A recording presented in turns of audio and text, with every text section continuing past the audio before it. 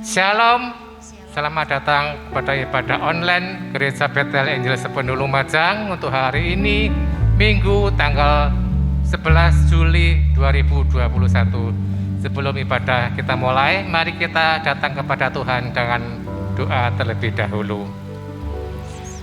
Bapa, di dalam nama Yesus, kami bersyukur saat ini kami kembali hadir di tempat ini Tuhan, untuk kami beribadah padamu Tuhan. Kami mau meninggikan Engkau, kami mau memuliakan Engkau Tuhan, kami mau memuji dan menyembah-Mu Tuhan.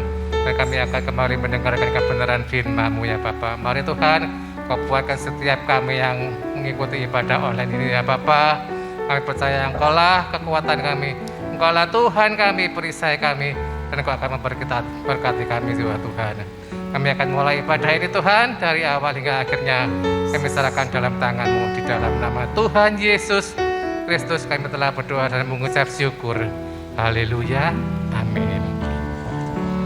Bapak Ibu Saudara, kalau kita amati situasi dunia saat ini yang begitu menakutkan, begitu mencekam bagi kehidupan anak-anak semua orang di dunia ini, termasuk juga anak-anak Tuhan, menimbulkan ketakutan bagi kita semua. Tapi kita percaya kita punya Allah yang luar biasa. Dialah dalam ketakutan kita tetap berserah kepada Tuhan dan minta kekuatan kepada Tuhan. Mari kita nyanyikan kekuatan di hidupku.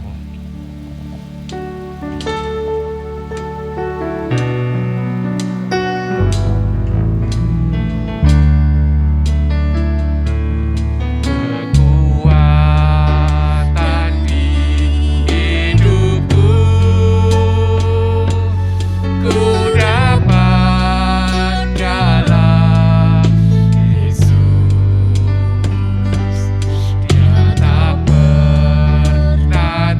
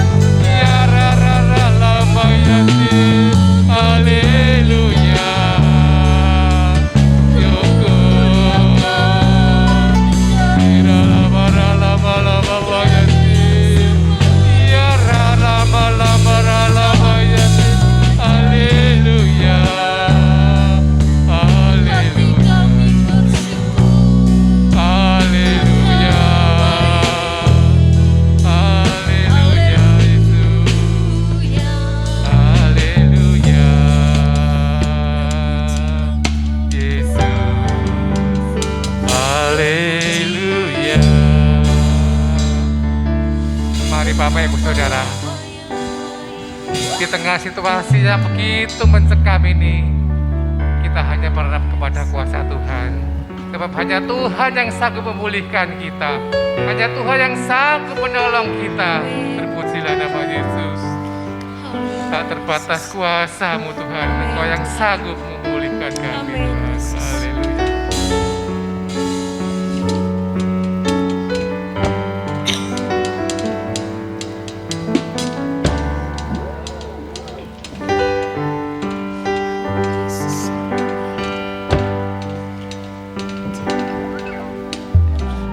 Tak terbatas kuasa-Mu Tuhan.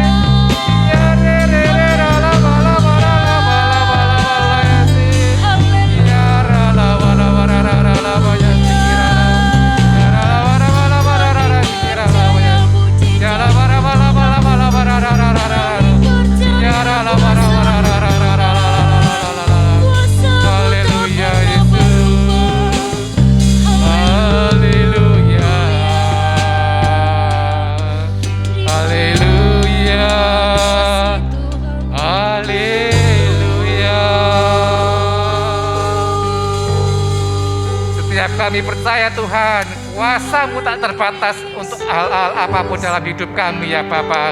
Di tengah-tengah situasi yang menakutkan, kami tetap percaya Engkau sanggup memberikan kami mujizat-Mu ya Bapa. Terima kasih Bapa, kami telah menerima mujizat daripada-Mu ya Bapa. Saatnya kami akan mendengarkan kebenaran firman-Mu Bapa. Mari Tuhan, kuduskan kami Bapa sebelum kami menerima firman-Mu. Bila firman-Mu dan dijawab pada atas setiap persoalan kami ya Bapa. Dan terlebih kuduskan hamba-Mu yang akan menyampaikan kebenaran firman-Mu. Kami sambut firman-Mu di dalam nama Tuhan Yesus Kristus. Haleluya. Amin.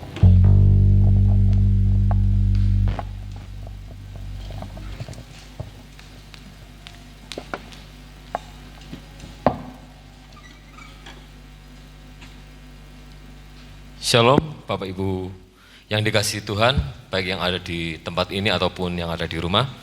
Saya mengucap syukur kalau pada sore hari ini saya boleh berdiri di tempat ini. Itu semua karena kemurahan Tuhan, itu semua karena kebaikan Tuhan, bahwa Tuhan masih memberi saya kesempatan untuk menyampaikan kebenaran firman Tuhan. Saya nggak akan lama-lama karena yang saya sampaikan ini cukup banyak, karena ini merupakan firman Tuhan yang akan kita pelajari bersama-sama. Dan di dalam penyampaian firman Tuhan ini, melalui pujian pertama tadi dikatakan bahwa kita itu menyembah Tuhan, kita itu mengikuti Allah yang benar, kita itu mengikuti Allah yang besar. Mungkin kita secara kehidupan sehari-hari kita mungkin jarang memikirkan siapa itu Tuhan, siapa itu Allah kita, ya. Kita akan mempelajari tentang Tuhan Yesus, yaitu saya akan memberikan 10 poin, ya. Mungkin terlalu banyak, tetapi saya akan mempersingkatnya, yaitu saya akan memberikan tema di dalam firman Tuhan, yaitu bagaimana Tuhan Yesus itu sebagai manusia, ya, waktu dia ada di bumi ini. Sebagai manusia dia manusia yang paling unik dan tidak ada yang seperti dia, ya. Poin yang pertama saya akan menyampaikan, yaitu unik dalam hakikat, ya. Keunikan Yesus yaitu adalah sebagai manusia, dia adalah Allah. Kita buka di dalam Injil Yohanes pasal yang ke-10 ayat yang ke-30. Nah, ayatnya pendek dan di situ dikatakan, Aku dan Bapa adalah satu, ya. Ini adalah keunikan yang Yesus miliki, di mana manusia di muka bumi ini tidak ada yang mengaku dirinya adalah Allah, ya. Kita tahu bahwa Allah itu disebut Bapa oleh Tuhan Yesus, ya. Aku dan Bapa adalah satu. Nah, ini keunikan yang Yesus miliki, yaitu dalam hakikatnya dia menyampaikan dan mengatakan bahwa aku dan Bapa adalah satu. Ini poin yang pertama. Poin yang kedua, unik dalam nubuat. Nah, poin yang kedua ini harus kita ketahui. Kenapa?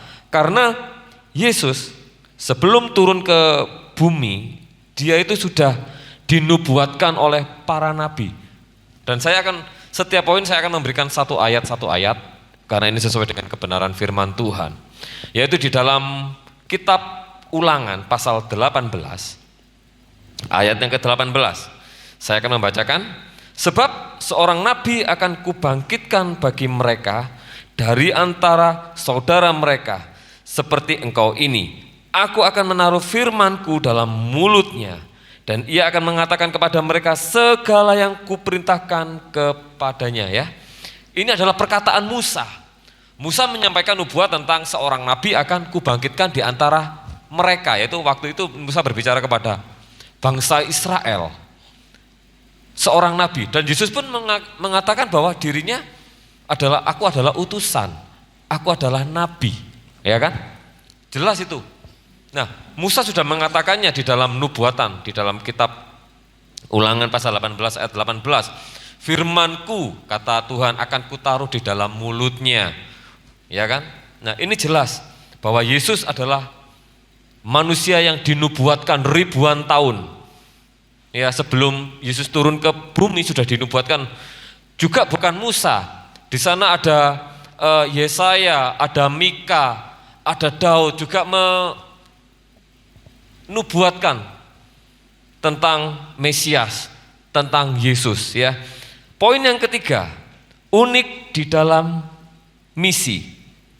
Ya. Ini mungkin terlalu banyak, tetapi kita akan belajar bagaimana untuk mengetahui Allah yang benar, Allah yang hidup, Allah yang selalu menyatakan kebesarannya, Allah yang selalu menyatakan kekuasaannya, ya. Unik di dalam misi, ya. Hanya Yesus manusia yang datang untuk menyelamatkan umatnya dari dosa. Kita buka di dalam Matius pasal yang ke-1, Injil Matius pasal yang ke-1 ayat yang ke-21. Ia akan melahirkan anak laki-laki dan engkau akan menamakan dia Yesus, karena dialah yang akan menyelamatkan umatnya dari dosa mereka. Ya, ini jelas-jelas dikatakan bahwa Yesus datang untuk menyelamatkan umatnya. Saya, Bapak Ibu Saudara yang ada di sini ataupun yang ada di rumah itu adalah umat Tuhan. Dia datang untuk menyelamatkan kita dari dosa. Dia datang untuk menyelamatkan kita dari kematian yang kekal. Ya, ini adalah misi Tuhan. Ini adalah misi Yesus untuk menyelamatkan manusia. Karena apa? Karena manusia tidak akan bisa menyelamatkan dirinya. Tidak bisa menyelamatkan dirinya dari dosa, dari kematian. Dengan amal ibadah itu tidak akan menjamin. Ya, tetapi dengan iman percaya kepada Yesus kita diselamatkan. Poin yang keempat, unik dalam kelahiran. Ini tetap nggak akan jauh ya. Tetap di dalam Injil Matius pasal yang ke-1 ayat yang ke-23. Hanya Yesus satu-satunya manusia yang dilahirkan dari seorang dara, ya, seorang perawan tanpa hubungan biologi suami istri. Dia dikandung oleh Maria, yaitu Roh Kudus, ya, yang dikandungnya ya. Itu kita buka di dalam Matius pasal yang ke-1 ayat yang ke-23. Sesungguhnya anak dara itu akan mengandung dan melahirkan seorang anak laki-laki. Mereka akan menamakan dia Immanuel, yang berarti Allah menyertai kita. Ya, jelas Yesus adalah satu-satunya manusia yang dilahirkan dari seorang dara, yaitu melalui ilham dari Roh Kudus dan dikandung. Satu-satunya dan tidak ada lagi. Ya, kita tahu itu ceritanya, kita tahu mulai sekolah minggu itu sudah diajarkan. Kemudian poin yang kelima, unik dalam kemampuan. Ya, ini sangat luar biasa. Kalau kita mempelajari kemampuannya Yesus itu sangat-sangat banyak ya, bukan sekedar menyembuhkan atau membangkitkan orang mati, membuat orang lumpuh berjalan, tetapi kita mau mempelajari di dalam Injil Markus pasal yang kedua ayat yang ke-10 ya. Tetapi supaya kamu tahu bahwa di dunia ini anak manusia berkuasa mengampuni dosa, berkatalah ia kepada orang lumpuh itu ya. Di situ ada ceritanya waktu itu Tuhan Yesus menyembuhkan seorang yang lumpuh. Dan dia mengatakan bahwa yang berkuasa mengampuni dosa itu adalah anak manusia. Mungkin kalau kita pelajari di dalam buku atau kitab-kitab lain, atau mungkin kita membaca tentang kisah para nabi, ada enggak nabi atau manusia yang berani mengatakan aku yang berkuasa mengampuni dosa semua manusia? Tentu enggak ada. Hanya Yesus. Jadi kalau kita mengikuti Yesus, oh ini jelas adalah Allah yang benar. Ya, ini masih poin yang kelima ya. Sekarang poin yang keenam, unik di dalam keberadaan. Ya, di dalam keberadaannya, di dalam posisinya, Yesus sudah jelas-jelas mengatakan di dalam Injil Yohanes pasal yang ke-1 ayat yang ke-1 dan ke-2 ya. Saya akan membacakannya. Pada mulanya adalah firman. Firman itu bersama-sama dengan Allah dan firman itu adalah Allah. Ia pada mulanya bersama-sama dengan Allah. Nah kan? Karena apa? Sebelum zaman ini ada, sebelum dunia ini diciptakan, firman itu sudah bersama-sama dengan Allah. Dan firman itu adalah Allah sendiri. Kita harus tahu, bukan sekedar kita ikut Yesus itu siapa. Nah, tanpa kita ketahui keberadaannya, tanpa kita ketahui posisinya atau apapun, kita harus tahu.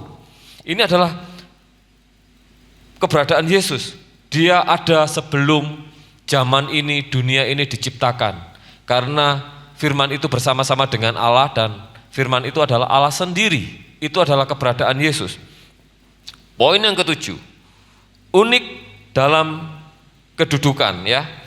Kita akan membaca di dalam suratan Filipi pasal yang kedua, ayat yang kelima dan keenam. Ini suratan Paulus. Yang walaupun dalam rupa Allah tidak menganggap kesetaraan dengan Allah itu sebagai milik yang harus dipertahankan ya. Jadi ini saya kelewatan yang ke-6 ya. Jadi yang kelima saya bacakan. Hendaklah kamu dalam hidupmu bersama-sama menaruh pikiran dan perasaan yang terdapat dalam Kristus Yesus, yang walaupun dalam rupa Allah tidak menganggap kesetaraan dengan Allah itu sebagai milik yang harus dipertahankan ya. Yang ketujuh, melainkan telah mengosongkan dirinya sendiri dan mengambil rupa seorang hamba dan menjadi sama dengan manusia. Di sini Tuhan Yesus mengatakan kedudukannya itu sama dengan Allah, tetapi dia tidak menganggap itu karena begitu besar kasihnya sehingga ia harus turun ke bumi. Menjadi manusia, menjadi seorang hamba yang rela mati untuk disalib menebus dosa-dosa setiap kita. Sungguh saya sangat bersyukur sama Tuhan ya, bahwa Allah itu Allah Maha Kasih. Inilah yang disebut Allah yang Maha Kasih. Karena begitu besar kasihnya, ia tidak menganggap kemuliaannya, ia tidak menganggap kesuciannya yang di atas segala-galanya. Melihat manusia yang berdosa, dia turun ke bumi untuk menebus manusia yang dikasihinya. Ya, enggak menganggap keagungannya, enggak menganggap kemuliaannya, enggak jijik melihat manusia yang berdosa, tetapi mengambil manusia itu menjadi kepunyaannya, menjadi umat pilihannya. Ya. Lalu poin yang ke-8, unik di dalam pemerintahan. Nah, ya kita harus tahu ini. Hanya Yesus yang pemerintahannya kekal. Ya, kita membaca di dalam Ibrani pasal yang pertama ayat yang ke-8. Tetapi tentang anak ia berkata, tahtamu ya Allah tetap untuk seterusnya dan selamanya, dan tongkat kerajaanmu adalah tongkat kebenaran. Ya. Kerajaan Tuhan Yesus itu kekal. Ya. Seperti kalau kita ketahui di dalam tentang kisah di dalam kitab Daniel, di mana Raja Nebukadnezar bermimpi ya tentang sebuah patung yang terdiri dari beberapa logam sampai dari atas sampai ke bawah kaki. Itu adalah pemerintahan. Lalu ada batu yang besar yang dari langit menimpa patung itu yang di dalam mimpi Raja Nebukadnezar, lalu menghancurkan patung itu. Nah, batu itulah pemerintahan yang dari Tuhan Yesus yang kekal selamanya. Pemerintahan yang dari surga turun untuk memerintah umat-umatnya yang percaya kepadanya, kekal selamanya. Kemudian poin yang ke-9, unik dalam perkataan ya. Kita tahu ya bahwa Tuhan Yesus itu adalah perkataannya iya dan amin. Dia adalah satu-satunya manusia yang tahu bagaimana ia harus mati. Sebelum dia mati, ketika perjalanannya menuju ke Yerusalem, ketika dia harus disesah, dia harus dianiaya, dihujat, dipukul atau diapakan, dia sudah mengatakan beberapa kali, tidak ada manusia pun di muka bumi ini yang tahu kapan ia akan mati, bagaimana ia akan mati. Ya, kita buka di dalam Injil Matius pasal yang ke-20 Ayat yang ke-17 sampai 19 saya akan membacakan. Pemberitahuan ketiga tentang penderitaan Yesus. Ketika Yesus akan pergi ke Yerusalem, ia memanggil ke-12 muridnya tersendiri dan berkata kepada mereka di tengah jalan, "Sekarang kita pergi ke Yerusalem, dan Anak Manusia akan diserahkan kepada imam-imam kepala dan ahli-ahli Taurat, dan mereka akan menjatuhi dia hukuman mati, dan mereka akan menyerahkan dia kepada bangsa-bangsa yang tidak mengenal Allah, supaya ia diolok-olok, disesah, disalibkan, dan pada hari ketiga ia akan dibangkitkan." Ya. Ada enggak manusia yang mengetahui kapan ia akan mati, kapan ia akan dibunuh, kapan ia akan bangkit? Enggak ada. Ya. Enggak ada manusia yang tahu kematiannya, kebangkitannya, kalau bukan Allah itu sendiri. Karena kita tahu Allah itu adalah Maha Tahu. Nah, jadi kalau Yesus mengatakan tentang kematiannya berarti dia Allah. Coba kalau misalkan mungkin saya tahu, tanya yang di sini mungkin atau Bapak Wia sebagai WL, tahu enggak kapan akan mati? Oh, geleng-geleng kepala, tentu enggak tahu, ya. Tapi Yesus tahu, ya. Di dalam perkataannya tepat terjadi, ya. Itu di dalam keunikan Yesus yang dimiliki, ya. Enggak ada, baca dari kitab Kejadian sampai Wahyu. Ada enggak nabi yang tahu akan kapan dia akan mati, bagaimana dia akan mati, kapan dia akan bangkit? Enggak ada, ya. Nah, enggak ada. Ini kan tadi yang poin 9, ini yang poin yang terakhir, ya. Karena begitu banyak, tapi saya rasa Bapak Ibu Saudara yang ada di sini ataupun di rumah enggak bosan-bosan karena apa yang disampaikan ini adalah firman Tuhan, ya. Poin yang ke-10 yaitu unik di dalam kepastian. Nah, ini yang luar biasa, ya. Kita buka di dalam Injil Matius, ini ayat yang gak asing lagi buat kita semua. Dan ini yang harus kita pegang sebagai umat yang percaya kepada Tuhan. Di dalam Injil Yohanes, pasal yang ke-14, ayat yang ke-1 sampai yang ke-3. Ya, ini agak banyak juga lah, ya. Ya, ini perikopnya gak asing lagi, yaitu rumah Bapa. Ya. Janganlah gelisah hatimu, percayalah kepada Allah, percayalah kepadaku. Di rumah Bapakku banyak tempat. Jika tidak demikian, tentu aku mengatakannya kepadamu. Sebab aku pergi ke situ untuk menyediakan tempat bagimu. Dan apabila aku telah pergi ke situ dan telah menyediakan tempat bagimu, aku akan datang kembali membawa kamu ke tempatku. Supaya di mana aku berada, kamu pun berada. Ada amin? Amin, puji nama Tuhan. Ini adalah satu kepastian. Tidak ada seorang manusia pun mulai zaman bumi ini diciptakan sampai sekarang atau mungkin sampai yang akan datang, enggak akan ada. Hanya Yesus yang bisa memberikan kepastian. Ya, kalau kita percaya, kita enggak gelisah, kita tetap berjalan dalam kebenaran firman Allah, tetap mengikuti Yesus sebagai jalan yang benar. Ya, Dia akan datang.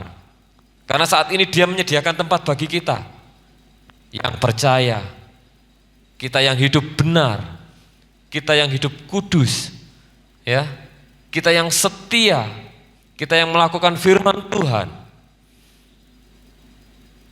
Kita akan dijemput, kita akan dibawa. Kata Tuhan Yesus, di mana aku berada, kamu pun ikut berada. Ya, kan kita tahu Tuhan Yesus ada di mana sekarang? Ada di surga. Loh, iya tak? Loh iya. Kan setelah puasa penyalipan itu menampakkan diri, dia lalu bersama dengan murid-muridnya beberapa hari, lalu kemudian dia naik ke surga. Ya kan? Jelas. Ini sangat jelas bahwa Yesus itu ada di surga. Ya, kalau dia sudah ke sana menyediakan tempat bagi kita yang percaya, menyediakan tempat bagi kita yang setia, menyediakan tempat bagi kita yang senantiasa melakukan kehendak Tuhan, kita akan bersama-sama dengan Dia di surga. Ya, walaupun mungkin saat ini Bapak Ibu Saudara masa-masa yang sangat menakutkan, di mana kabar-kabar mengatakan bahwa corona ini sudah berevolusi, ya, katanya lebih mematikan lagi. Ya, tetapi saya bersyukur Tuhan masih menjagai kita. Tetapi ya, saya ingatkan, tetapi jangan pernah mencobai Tuhan. Walaupun kita percaya Tuhan menjaga kita, tetapi kita harus tetap mengikuti protokol kesehatan. Ya, jaga jarak, cuci tangan, jauhi kerumunan, ya. Itu pun juga saya lakukan, Bapak Ibu Saudara. Ya, saya nggak mau mencobai Tuhan. Ya, beberapa hari yang lalu saya ngobrol dengan kakak rohani saya dan dia punya sakit dan sehingga dia itu tidak bisa mengikuti vaksin. Ya, saya ngobrol dengan dia dan dia katakan, apapun yang terjadi dengan saya, kalaupun mungkin saya nanti kena corona, ya, walaupun nanti saya terkena sakit corona karena ya dia seorang ojol, ya, yaitu ojek online, ya, di kota yang lain, tetapi kami saling berhubungan lewat telepon. Dia katakan, apapun yang terjadi dengan saya, Dek, kamu tetap ikut Tuhan, ya, kamu ikut tetap Tuhan. Nanti kalau kamu setia,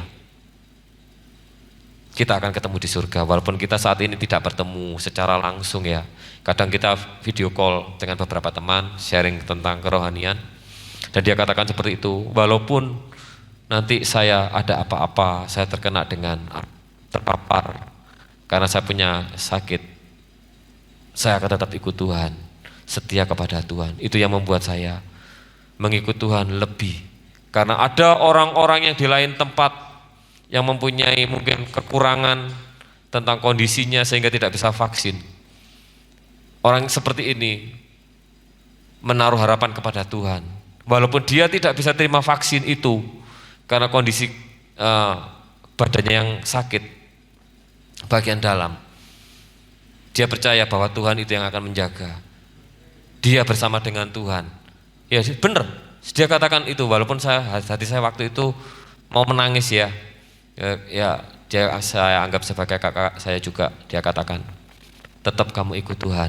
Walaupun saya tidak divaksin, saya akan serahkan kehidupan saya kepada Tuhan. Demikianlah firman Tuhan, ya Bapak Ibu Saudara. Mari kita jaga diri kita, kita ikuti protokol kesehatan, kita tetap berdoa, ya. Terima kasih. Saya juga akan berdoa untuk Ibu Gembala yang saat ini kondisinya sudah membaik, walaupun saya enggak menaikkan doa di dalam grup, tetapi saya percaya Tuhan akan menjaga. Saya akan mengakhiri pemberitaan firman Tuhan pada malam hari ini. Tuhan Yesus, terima kasih Tuhan kalau pada malam hari ini kami mempelajari 10 keunikan yang Engkau miliki Tuhan, sehingga kami tahu siapa Engkau yang sebenarnya, bukan sekedar cerita, tetapi ada ayat-ayat yang mengatakannya Tuhan di dalam kebenaran firman-Mu ini yang menjadi pedoman dalam kehidupan kami Tuhan. Terima kasih Tuhan, pimpin bimbing setiap anak-anak-Mu untuk lebih percaya kepada Engkau Tuhan, lebih menaruh harapan kepada Engkau Tuhan, supaya Tuhan ketika zaman ini semakin gelap, zaman ini semakin bergoncang, kami tetap teguh di dalam Engkau Tuhan, karena kami tahu siapa Allah yang kami miliki, kami tahu siapa Allah yang kami sembah, yaitu Yesus Kristus, Allah yang dahsyat. Terima kasih Tuhan.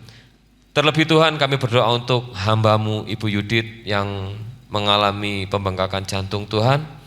Engkau jamah, Engkau sembuhkan Tuhan. Dengan bilur-bilur-Mu Tuhan, tiada yang mustahil.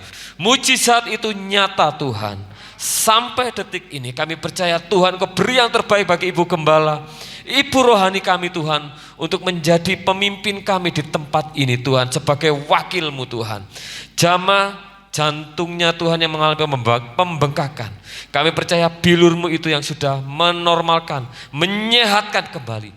Di dalam nama Tuhan Yesus Kristus kami mengucap syukur dan berdoa. Haleluya, amin. Waktu dan tempat saya serahkan kepada yang bertugas selanjutnya.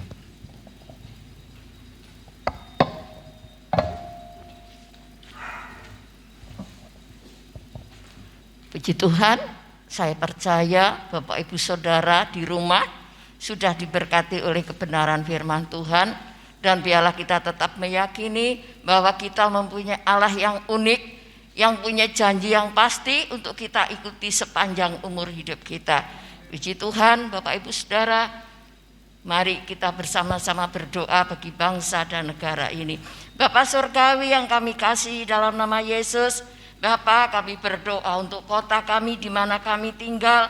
Engkau melindungi, melingkupi kota kami, masyarakat kota kami Tuhan, sehingga kami bisa bekerja, kami bisa melakukan aktivitas kami dengan baik karena perlindungan dan pertolongan Engkau.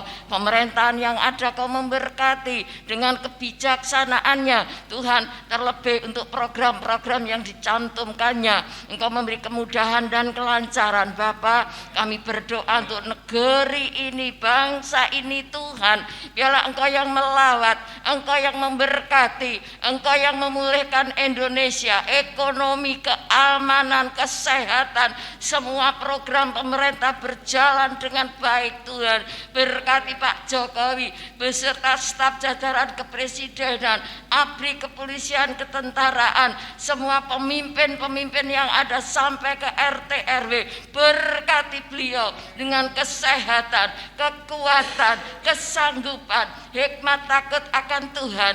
Berikan kepada beliau para pemimpin yang ada ya Tuhan. Terima kasih. Daerah-daerah yang mengalami hal-hal yang kurang baik, biarlah Tuhan melawat dan memberkatinya. Tolong saudara-saudara kami yang terkena sakit pada malam hari ini Tuhan, kami satukan hati di dalam nama Yesus, di dalam rumah sakit di mana saja, dalam nama Yesus disembuhkan, dipulihkan, dihiburkan bagi mereka yang kehilangan sanak keluarga Tuhan. Petugas COVID Tuhan tolong berkati mereka, beri kekuatan, kemampuan untuk mereka melakukan tugas dengan sungguh-sungguh takut akan Engkau Tuhan. Terima kasih, biarlah Engkau sendiri yang akan bekerja, yang akan memulihkan Tuhan. Engkau sendiri yang akan menghentikan corona ini menurut waktu dan yang Kau anggap baik bagi Engkau. Terima kasih Tuhan, terima kasih vaksin-vaksin yang sedang dikerjakan, dijalankan. Biarlah Engkau memberi kelancaran, semua berjalan dengan baik. Terima kasih Bapa, terima kasih. Terpujilah namamu Tuhan, terpujilah namamu. Kami berdoa untuk seluruh sidang jemaat, saudara-saudara kami yang sudah mengikuti ibadah malam hari ini. Berkat-Mu menyertai mereka. Tolong setiap pergumulan, kesakitan apapun, Engkau campur tangan di dalamnya. Terima kasih Bapa, terima kasih. Terpujilah Engkau selama-lamanya. Saudaraku, terimalah berkat dari Allah Bapa, Allah Putra, Allah Roh Kudus menyertai saudara mulai hari ini sampai selama-lamanya di dalam nama Tuhan Yesus Kristus. Yang percaya katakan amin. Tuhan memberkati.